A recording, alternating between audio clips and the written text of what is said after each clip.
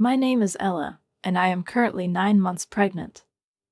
This is my first birth, and I have a mixture of worries and worries in my soul, because soon I will see the face of my baby. But despite all the worries, I feel incredibly grateful that a new life will soon appear in our house, to which I will be able to give love and care. My husband Michael works in finance, and his weekends are often spent in the shadow of his family commitments. Despite the fact that he has free time, he rarely offers help with housework or shopping. His frequent visits to his parents, who live nearby, have become a habit, and since I became pregnant, he spends almost every week there, not leaving much time for us together. He has a particularly close connection with his family, and I understand that they are important to him, but sometimes it seems to me that in this world he forgets about our small family, which is about to expand. In my daily life, I try to keep up and lift weights that have become part of my routine. Whether it's shopping or household chores, sometimes bags of flour and the support of understanding friends come to my aid. My day usually starts early. I cook breakfast for Michael before sending him to work. After that, I do the cleaning, laundry and, if necessary, go shopping. As soon as I get home, I immediately start cooking dinner, because only after completing all these tasks can I finally afford to rest a little. The day before, I decided to start a blog in which I write down my thoughts and feelings, and also add photos of everyday joys, a bright blue sky, flowers blooming in the garden, and simple, but so cozy food. My friends are happy to leave comments, and this little pleasure has become a real ritual for me, giving meaning to every day. One evening, while I was cooking dinner, Michael came home as usual, casually throwing his bag and jacket on the couch. I picked them up and hung them on a hanger, trying to ignore his inattention. "Welcome back, Michael. I made spaghetti for dinner," I greeted, waiting for at least some response. He just said, "I'm taking a shower," and headed for the bathroom without turning around. It's been 3 years since we got married, and kindness, and sometimes attention, have become a rare occurrence in our home. Sometimes it occurs to me that this is exactly what marriage should look like, but I think I'm already used to it. When Michael came out of the bathroom in his pajamas, I handed him a glass of juice, hoping for a conversation. "Where's the beer?" he asked, glancing at the kitchen counter. "Oh, I'm sorry, I forgot to buy it today." "I'll buy it tomorrow," I replied, but then his tone changed, and there was discontent and reproach in it, which became familiar in our dialogue. Instantly, there was anger in his voice, and I felt a surge of discontent in my chest. Why is he asking his pregnant wife to do this if he wants it so badly? Why doesn't he go and get it himself? It's hard for me to move around with such a big belly, and his aggression only made my anxiety worse. He soon got angry and started shouting, reproaching me for forgetting to buy beer, as if my pregnancy was an excuse for all his complaints. "This does not mean that you are treated in a special way." His words burned me, leaving a residue of pain. My mom always said that it was important to stay active during pregnancy, but now all these tips seemed empty to me when an angry husband stood in front of me. Knowing that it can be difficult to calm Michael down at such moments, I reluctantly agreed to go to the store. When I met Hannah, my neighbor, I felt how her cheerful voice lifted my mood a little. "Oh, Hannah, good evening." "I forgot to buy something," I replied, trying to hide my feelings. "I'm out of sauce." I told her that Michael really wanted a beer, and again I wondered why he couldn't just go by himself. "That's what I said," I noted, but I knew he didn't get it. "It sounds like you're having a hard time, Ella," Hannah remarked sympathetically. We talked for a while, and soon parted at the corner. Her kindness left a warmth in my soul. When I got home, I saw Michael stretched out on the couch watching TV, not even bothering to clean up after dinner. "What took you so long? What were you messing around for?" he growled without looking up from the screen. "Give me a beer." Michael's harsh words made my heart ache. I silently handed him a bottle of beer, and I started cleaning the kitchen. How could he say such things, especially when I'm pregnant? I had a desire to argue, but I knew that this would lead to another quarrel, so I chose to remain silent. I had dinner, took a bath, trying not to think about his words, and went to bed the next morning, exhausted by internal conflicts. Michael acted as if nothing had happened. He reminded me of himself, as if he knows how to forget about what happened during the night. But I couldn't forget his harsh words, and every time he entered the room, I wanted to ignore him to punish him for his indifference. What kind of attitude is that? Don't take it out on me, I'm going to work, so try to be a little more attentive. You know the value of gratitude, right? Thoughts overwhelmed me, and I could barely contain my anger. I wanted to shout at him to apply it to himself, but instead I took a deep breath and decided that he would only get what he deserved for dinner. Be careful, I want dinner tonight, I said stiffly, and without further explanation, Michael left. After he left, I went about my usual business and went shopping again, leaving behind a shadow of discontent that seemed to grow on me like a heavy load. Michael said he wouldn't be home for dinner, and I breathed a sigh of relief and made myself a light lunch. Just as I was about to enjoy my meal, suddenly the sound of his return rang through the door. I rushed to the entrance with expectation, but when I saw his face, I realized that nothing good was waiting for me. I came back, but you said you wouldn't need dinner, I said, trying to stay calm. Yes, but the plans have changed. I'm hungry. Do you have any food? He snapped. I made it just for myself today, I said, feeling inwardly how the taut string of tension was beginning to snap. Michael's face twisted with anger. You didn't even think that you could come back.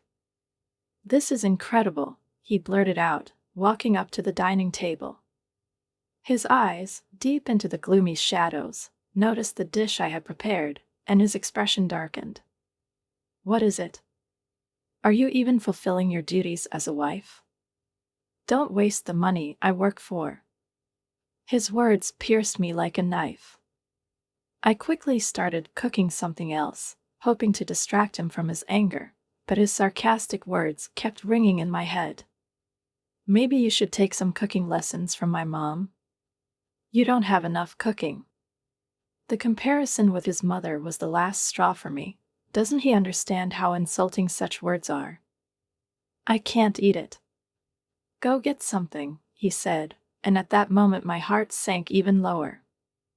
I'm ready to sleep now, I said, but his anger didn't abate. You can't just forget about it. You forgot the beer. Then you're not cooking dinner. It's frustrating, I'm going to my parents', he blurted out, throwing his words in my face and, without waiting for my answer, ran out of the house. The next morning, I felt strangely relieved when I heard his voice in the house, but that moment didn't last long. Michael's mother called me, not hiding her displeasure. She scolded me for not serving Michael, calling it moral harassment.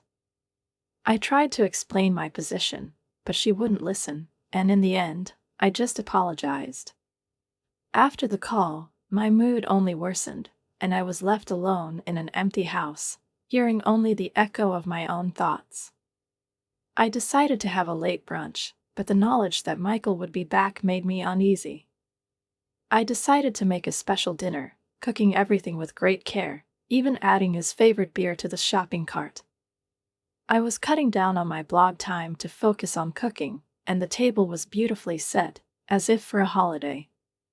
I waited, hoping that he would appreciate all my efforts. Hour after hour passed in anticipation, but he was not there. I tried to call, but there were only beeps on the other end of the line. 2 hours passed, and finally he returned, barely standing on his feet and pretty drunk. What happened? Are you okay? I rushed to him when I saw him stumble and fall to the floor. Too loud, go away, he muttered, his words, uttered with contempt, deeply hurt me. I tried to help, but he pushed me away, growling, "Don't touch me. How ugly it is to think that you are my wife." These words echoed in my heart like a bell striking in silence. Tears filled my eyes, and at that moment I realized that all my efforts were in vain. I was alone again, drowning in an ocean of loneliness, where the food was cold on the table, and a light dinner was just a memory of dreams that now seemed unattainable. The next morning, Michael acted as if everything was fine, as if a night full of misunderstandings and pain had left no trace on him. I woke up with a heavy head, tormented by thoughts of our conversation. "Why did you leave me on the floor?" He said it as if I was responsible for his choice. "You're lying there by yourself. It's not my fault, is it?" I tried to defend myself, but he continued, ignoring my words. "My wife, take care of me," he said with a strange mixture of reproach and demand, and I felt his expectations pressing down on me like a stone on my chest. Why does he always blame me? If you weren't going to eat at home, you could at least let me know. I had a delicious lunch and called several times. Why didn't you answer? His voice sounded angry, and every word he said seemed to chill my heart. "My party has been rescheduled. I need to report everything," he added, and I felt dissatisfaction boil inside me. "Being with you lately has been so unpleasant and boring that divorce has become an option." Michael and I were standing on the edge of a precipice, and more I felt that something was wrong. My thoughts immediately returned to the upcoming event. Our children are about to be born. I had heard about labor pains, and although the excitement outweighed the fear, it seemed to me that we should experience such moments together. The neighbors often talked about how fast time was passing, and I knew that everything would change soon. Suddenly, Michael suggested that I go on a family trip. I was really shocked. "Yes, with my parents," he said, and I felt a wave of bewilderment wash over me. "Why should I go?" "I'm going to give birth," I exclaimed, not understanding his logic. "That doesn't mean you're sick." "His parents are inviting us," he said indifferently, and I was speechless. "But if something happens, everything will be fine? Are we going to go for 2 nights next week?" I tried to find some sense in his words, but he just waved me off, confident in his rightness. "Do as you're told," he said, and I felt my heart grow heavy. He left in despair, and I was left alone with questions and perplexity. The day of the trip soon came, but I realized that I wasn't really having a good rest in the car. We loaded everything into the car, and when I felt the warmth on my feet, fear gripped me. "Michael, I think my water broke. Take me to the hospital," I said, feeling my heart pounding with panic. Michael's eyes widened in shock. "Are you serious?" "Yes, now." His bewilderment only increased my anxiety. While I was trying to get ready, he suddenly opened the door. "What are you doing?" "Go away. I'm going to ruin the car." I begged him, but instead of helping, he hit me in the face, pulled me out of the car and left me alone on the side of the road, making me believe that I was just a nuisance. I couldn't believe it. We were going on a trip, and he left, leaving me at a loss. I quickly dialed the ambulance number, and at that moment Hannah, my neighbor, came up to me. "Ella, are you all right?" Her voice reminded me that I wasn't alone. "Do you see my condition?" I muttered, unable to hold back the tears. She organized a special taxi, and I felt tears of gratitude flowing down my face. Thanks to her help, I got to the hospital, and on the way I made a silent vow that I would make him pay for it. Even when the labor pains intensified, Hannah held my hand tightly, supporting me in this difficult moment. She called my parents, and soon they arrived, deeply worried. "I want to discuss something," Hannah whispered, and they left the room, leaving me alone with my pain and fears. Soon my phone vibrated and I saw who it was. "This is Michael," the parents said, frowning. I decided to answer the phone, but I just said, "Help me," but I couldn't speak. I didn't talk and hung up the phone, even though my parents turned off my phone. At that moment, it became clear to me, I no longer want to remain in this vicious circle of pain and misunderstanding. After a while, when I had almost lost count of the days and nights, the messages from Michael began. Each new sound reminded me of his presence, which I did not want so much. I tried not to pay attention to it, but in the end, my baby's tired crying sounded like a bell in the silence, forcing me to focus on the new life I was holding in my arms. I saw my parents and Hannah smiling warmly, and this scene became a bright moment for me, breaking through the grayness of my thoughts. Closing my eyes, I let myself forget for a moment, more tired than ever. When I opened them again, my parents were by my side, their faces full of care and love. "Are you okay?" Mom asked. Her voice was gentle, but I could hear the anxiety that slipped into the intonation. I nodded, feeling a little tired, but it didn't matter anymore. My gaze swept around the room, and I noticed that Hannah had left. Mom explained that she had left us earlier to give me a chance to rest, and I felt grateful for her support. I promised myself to thank her after I was discharged. Checking my phone, I saw countless missed calls from Michael. Each of them cut to the quick, and although I didn't know how to react, in my heart I had no hope for his sincerity. Later, my friend came. She was shocked by what had happened, and when I told her about what had happened, she supported me by saying that Michael deserved to be punished for his actions. My parents, sitting next to me, asked me what my plan was. I took a deep breath, gathering my thoughts. "I'm thinking about getting a divorce," I said, and to my surprise, they supported me, their eyes full of understanding and sympathy. After I was discharged, I stayed at my parents' house, feeling their care and protection. Michael tried to visit me, but the hospital staff wouldn't let him in. The next day, Hannah came with a basket of fruits, and her smile brightened up my day. "You look better, but don't overdo it," she said. Her tone was light, and I felt a friendly spark reignite between us. I thanked her for everything she had done for me, and she laughed. "The main thing is that you and the baby are healthy," she said, and I bowed low in appreciation. "I'll be back soon to thank you," I promised.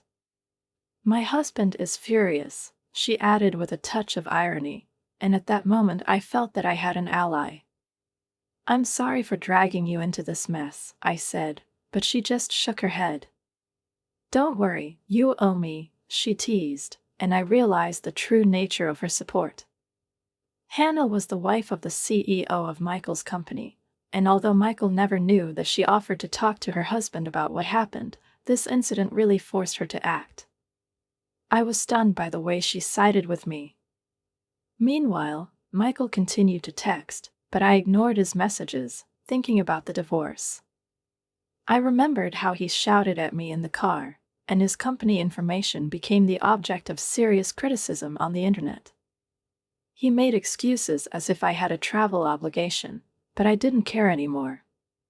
His parents also faced a negative reaction, and my phone rang again. It was my mother-in-law. I answered, but she started scolding me, as if I was to blame for everything that was happening.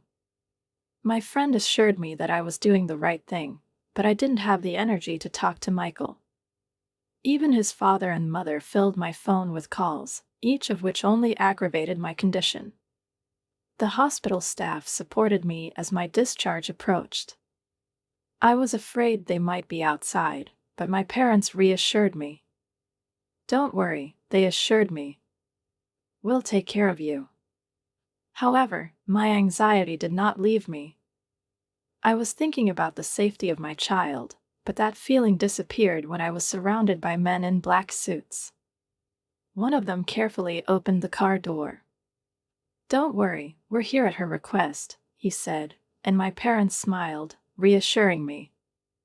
And at that moment, I felt that maybe everything would be fine. I smoothly got into the car, feeling a wave of gratitude to Hannah rise.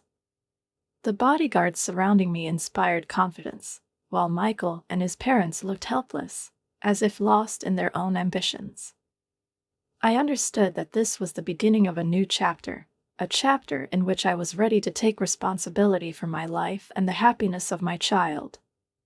Although Michael and his family continued to contact us, my hesitant steps towards freedom had already been taken. I mailed the divorce papers, but their silence puzzled me. Once, when my relatives called, I answered, but their arrogant words only strengthened my resolve. They said Hannah was a family member and she shouldn't complain. My father couldn't help but respond to their hit and run, and they hung up. Soon we decided to consult with a lawyer. He listened carefully to my story and agreed to help. When the lawyer contacted Michael, I noticed how his confidence quickly waned. At first he was defiant, but soon, faced with reality, he gave up. "We'll handle this on our own," he said stubbornly, but the lawyer calmly replied that it was at Ella's request, and the mention of the trial clearly caused Michael to panic. "I don't care," he said, "we have a child, there's no need for support." The lawyer explained the legality, but Michael refused to understand. "We'll see you in court," he said with a sullen mood, and his parents panicked too. I realized how stupid I had been to marry him, and this realization tormented me. Hannah, laughing, offered to arrange his pension, and I was stunned by her insight. My lawyer called again. Michael wanted to apologize in person, and we agreed to call in the presence of a lawyer. His apology sounded insincere. "The house is a mess, it's all your fault," he said, and I answered calmly, "Just so you know, it's on the record." "Wait, I was joking."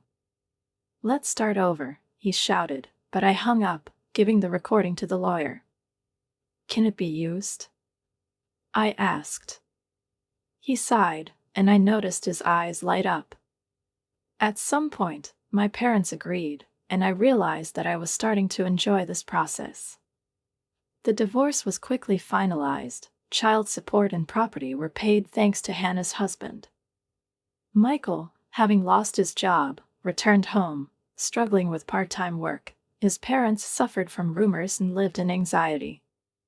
The social reaction turned out to be even harsher than the legal punishment. However, things settled down, and my child and I decided to visit Hannah's house. She and her husband were happy to take care of my child, making us feel welcome. Our families became closer. Hannah's son turned out to be the same age as mine, and our relationship suddenly blossomed. It took a few years, and I realized that I could really become part of Hannah's family. Life is really unpredictable, and my new life, supported by her family, has given me a new sense of purpose. Watching my child grow up in a healthy, loving environment filled me with hope and joy. When life takes unexpected turns, I realize that sometimes the end is just a disguised new beginning. It wasn't just an escape from an abusive relationship, it was about rediscovering yourself, finding your inner strength and creating a life full of love, laughter, and constant happiness. Life, real life, is really unpredictable, and it filled me with optimism, allowing me to believe in a better tomorrow.